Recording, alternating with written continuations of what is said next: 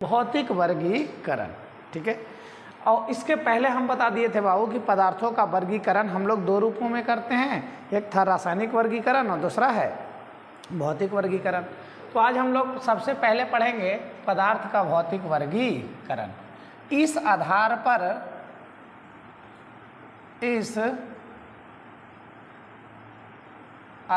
पर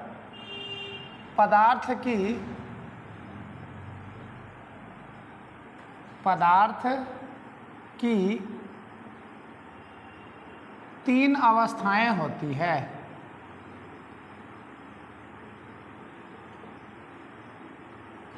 तीन अवस्थाएं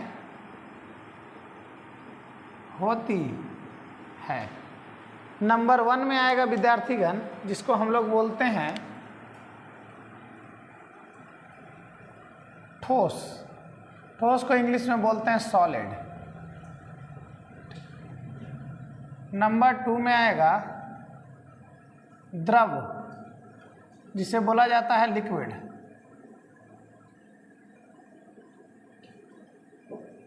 थर्ड में आता है गैस, जिसका इंग्लिश और हिंदी दोनों सेम ही होता है, गैस।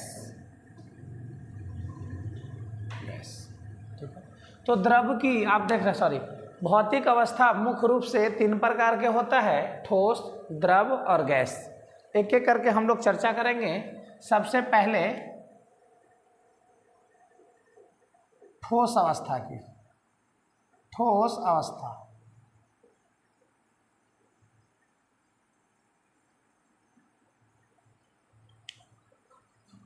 वे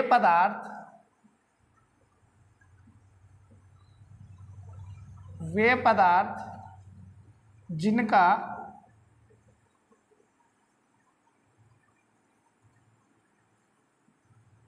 आकार एवं आयतन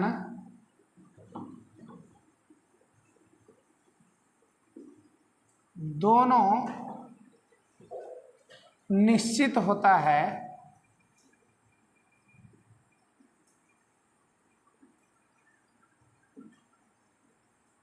निश्चित होता है तथा उनके कणों के बीच की दूरी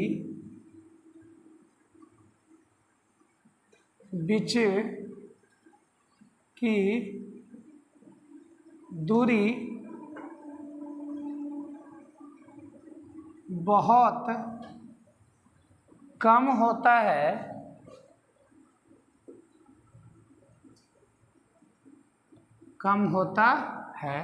एवं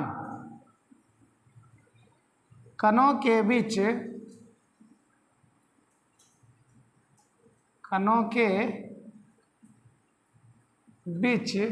आकर्षण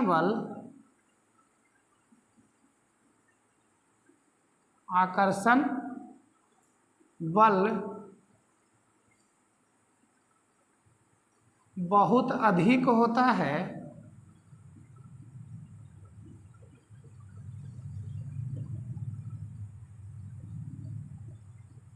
बहुत अधिक होता है, ऐसे पदार्थ को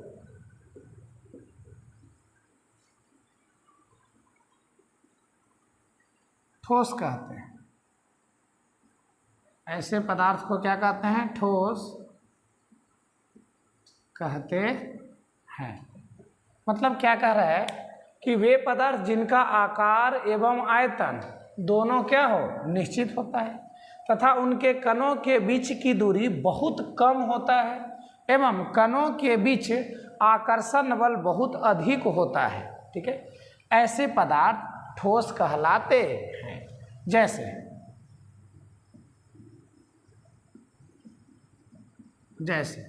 बोलेंगे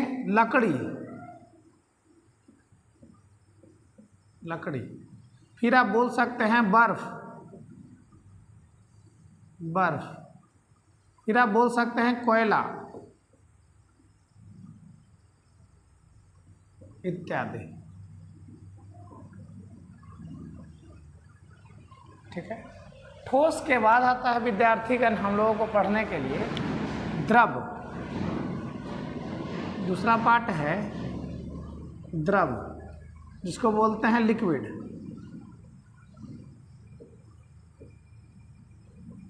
द्रव, द्रव किसे कहते हैं? कहता वे पदार्थ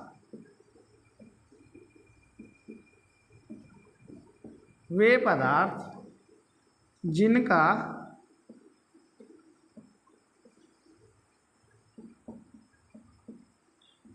आकार अनिश्चित,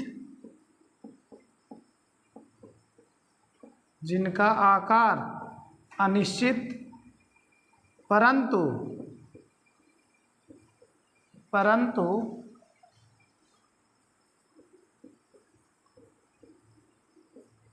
आयतन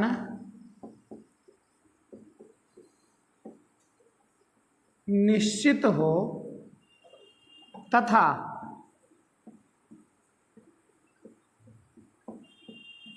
कणों के बीच की दूरी ठोस से अधिक हो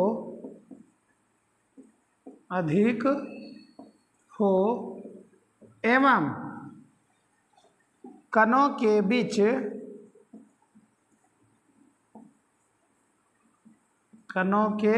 बीच लगने वाला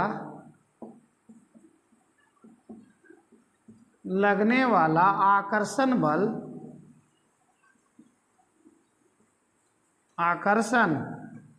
बल ठोस से कम हो। ठोस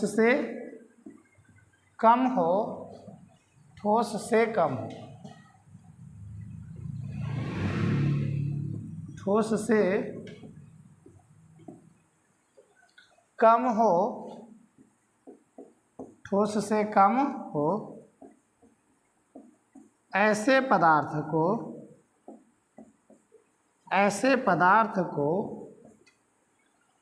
पदार्थ को द्रव कहते हैं। ठीक है, क्या लिख रहे हैं समझिएगा। वे पदार्थ जिनका आकार निश्चित परंतु आयतन वे पदार्थ जिनका आकार अनिश्चित परंतु आयतन निश्चित हो तथा कणों के बीच की दूरी ठोस से क्या हो? अधिक हो। ठोस में पास होते हैं लेकिन द्रव में थोड़ा ज़्यादा होते हैं, तब तो मूवमेंट कर लेते हैं विद्यार्थीगण। एवं कणों के बीच लगने वाला आकर्षण बल ठोस से क्या हो? कम हो। ऐसे पदार्थ को द्रव कहते हैं। मतलब तरल में इनके काइनेटिक एनर्जी, एक जो अणु होते हैं दूसरे से क्या रहते हैं? दूर रहते हैं, तो लोग एक दूसरे से आसानी से गमन कर लेते हैं। ऐसे को हम लोग ऐसे पदार्थ को द्रव कहते हैं। जैसे दिया गया बाबू तेल, दूध, पानी इत्यादि। ठीक है। अब एक और है आपका लास्ट, जिसको बोलते हैं गैस। गैस कहता है वे पदार्थ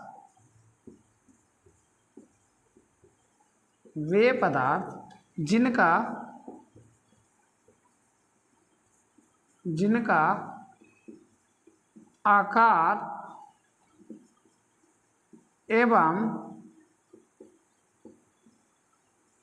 आयतन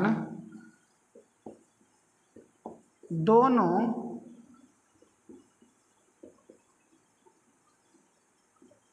अनिश्चित हो एवं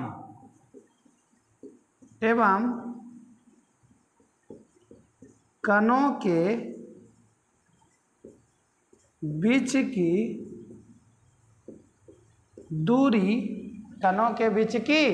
दूरी बहुत अधिक हो बहुत अधिक हो ऐसे पदार्थ को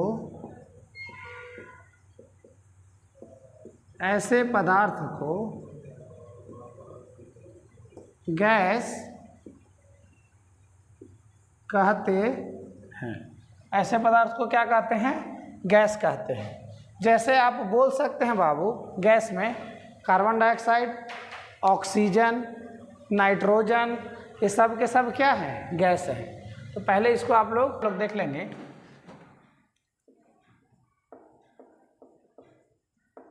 गैस का उदाहरण,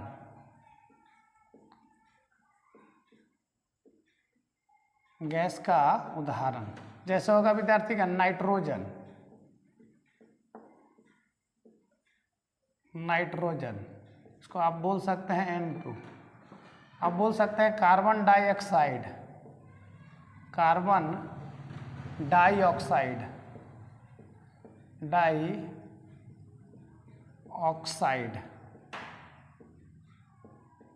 जिसे बोला जाता है CO2, और कर दीजिएगा इत्यादि। ऑक्सीजन भी लिख सकते हैं, कोई दिक्कत नहीं है, इत्यादि। ठीक है, ये सब गैस के क्या है? उदाहरण है। ठीक है, इन तीन मुख्य अवस्थाओं के बाद भी गैस के दो और अवस्थाएं होती हैं, समझे कि नहीं? उसको हम लोग लिखते हैं गैस के दो अन्य अवस्थाएं। हेडिंग बनाएंगे, गैस की दो अन्य अवस्थाएं,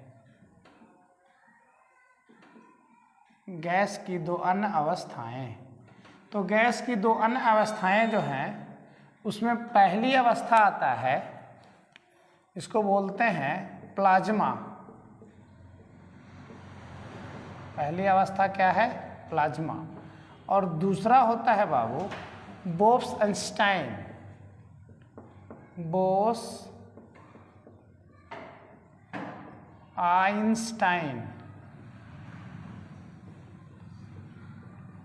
बोस-आइंस्टाइन कंडेंसेट, कंडेंसेट, बोस-आइंस्टाइन,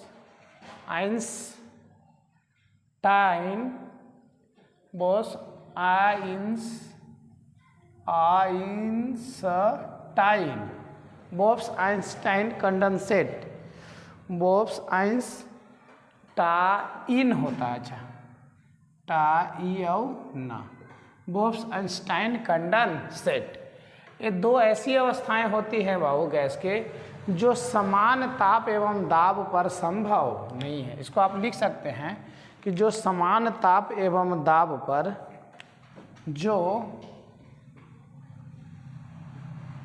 सामान्य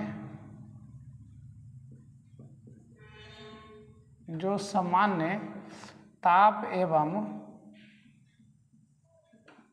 दाब पर संभव नहीं है, संभव नहीं है। मतलब ये हो गया कि दो अन्य अवस्थाओं में जो आया प्लाज्मा और बोस-आइंस्टाइन कंडेंसेट, ये समान अवस्था नहीं होते हैं। ये पदार्थ के बाबू असमान अवस्थाएं होती हैं, जो समान ताप एवं दाब पर संभव नहीं है। बट ठोस, द्रव और गैस समान ताप एवं दाब पर संभव है। ठीक है, यहाँ तक हो गया। इसके बाद जो हम लोग पढ़ेंगे विद्यार्थीगण, वह होता है क्या?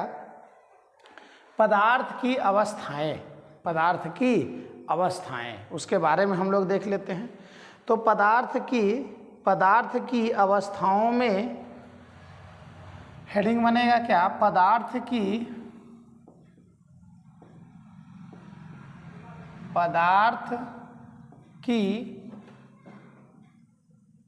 अवस्थाओं में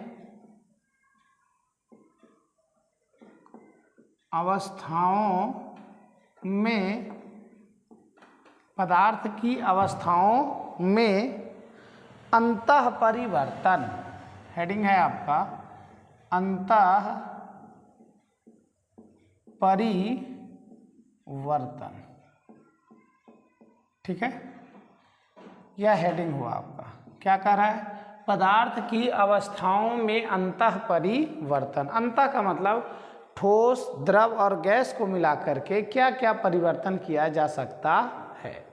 ठीक है, तो सबसे पहले हम लोग एक फिगर बना रहे हैं, उसको ध्यान से आप लोग देखेंगे। यहाँ होता है बाबू ठोस, ठीक है, यहाँ पर लिया जाएगा द्रव और यहाँ पर ले रहे हैं गैस। ठीक है, एक ठोस है, द्रव है और गैस है। इसको बॉक्स के अंदर में बंद कर रहे हैं, पहले इधर उधर भागता बहुत है। ठीक है, इसे भी ऐसा ही लिखा जाएगा।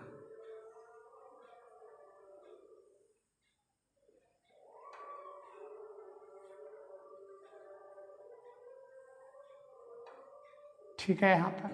अब देखिएगा, ठोस, द्रव और गैस।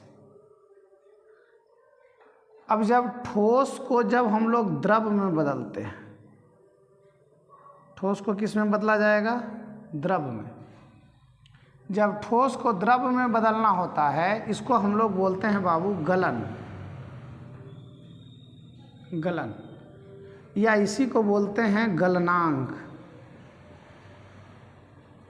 गलनांक, या इंग्लिश में बोलते हैं मेल्टिंग। गलन का क्या मतलब होता है? मेल्टिंग। ठीक है, अच्छा जी। जब द्रव जो होगा, इसे जब द्रव को हम लोग गैस में बदलेंगे, द्रव को किस में बदलेंगे? गैस में, तो इसे बोला जाता है बाबू क्वथनांक। क्वथनांक, ठीक है, जिसको हम लोग बॉइलिंग भी बोलते हैं, इसको हम लोग वाष्पन कहते हैं भी। इसे क्या कहेंगे? वाष्पन। ठीक है, जिसको बोलते हैं क्वथनांक। और जब गैस को ठोस में बदल देंगे, गैस को ठोस में, इसको बोला जाता है ऊर्ध्वपातन। पातन, प्रति ऊर्ध्वपातन। ऊर्ध्वपातन नहीं, प्रति ऊर्ध्वपातन। ठीक है, प्रति ऊर्ध्वपातन। ठीक है, ढंग से लिख देते हैं इसको, प्रति ऊर्ध्वपातन। प्रति ऊर्ध्वपातन। ठीक है, या हो गया बाबू, गैस से कहाँ गए? ठोस की ओर। और उल्टा चल लेते हैं अब जी, यहाँ से ऐसे चलेंगे।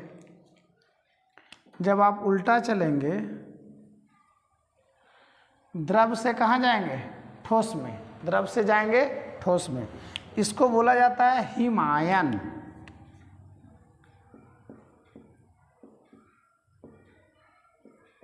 हिमायन, या हिमांक भी कहते हैं। हिमायन या हिमांक। फिर जब चला जाएगा गैस से द्रव की ओर, इसको बोलते हैं विद्यार्थीगण संघनन।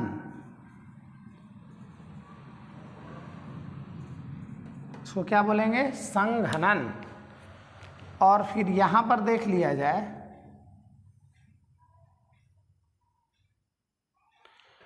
जब ठोस से हम लोग गैस में आते हैं तो इसे बोला जाता है ऊर्ध्वपातन। ऊर्ध्वपातन, इसको क्या बोलते हैं? ऊर्ध्वपातन। ठीक है, तो ये 6 अवस्थाओं के रूप में मिलता है कुछ इस तरीके का। यहाँ पर हम लोग लिख देते, पहला ठोस से जाएंगे द्रव में, ठोस द्रव, पहला कॉम्बिनेशन। दूसरा बनेगा विद्यार्थीगण द्रव गैस, द्रव गैस। तीसरा गैस ठोस, गैस ठोस। चौथा उल्टा चलाइए, अब बोल सकते हैं ठोस गैस। फिर आप बोल सकते हैं 5 में गैस द्रव।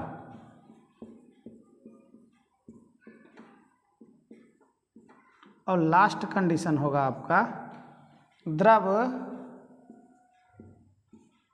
ठोस। द्रव से किस में जाएगा? ठोस में। ठीक है, अब एक एक करके सारी अवस्थाओं का नाम हम लिख देते हैं अलग से भी। ठीक है, ऐसे इस फिगर को याद रखेंगे तो उसको एक करने की ज़रूरत नहीं पड़ेगा, सीधा हो जाएगा विद्यार्थीगण। देखिए कह रहा है क्या? ठोस द्रव, ठोस से चलेंगे द्रव में क्या होगा? गलन या गलनांक, गलनांक, गलन या गलनांक। ठीक है, द्रव से चलेंगे गैस में क्या होगा? वाष्पन, वाष्पन। फिर चलेंगे वो गैस से वहाँ प्रति ऊर्ध्वपातन, प्रति ऊर्ध्वपातन। ठीक है, ठोस से चलेंगे बाबू, ठोस से गैस ऊर्ध्वपातन,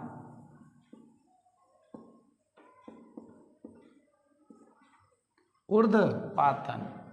फिर चलेंगे गैस से वहाँ संघनन, संघनन। और फिर हो जाएगा बाबू हिमायन या हिमांक जिसको कहते हैं, हिमायन या हिमांक। यही 6 प्रकार की अवस्थाएं निकल करके आती हैं। इसको आराम से पहले इसको छाप लो।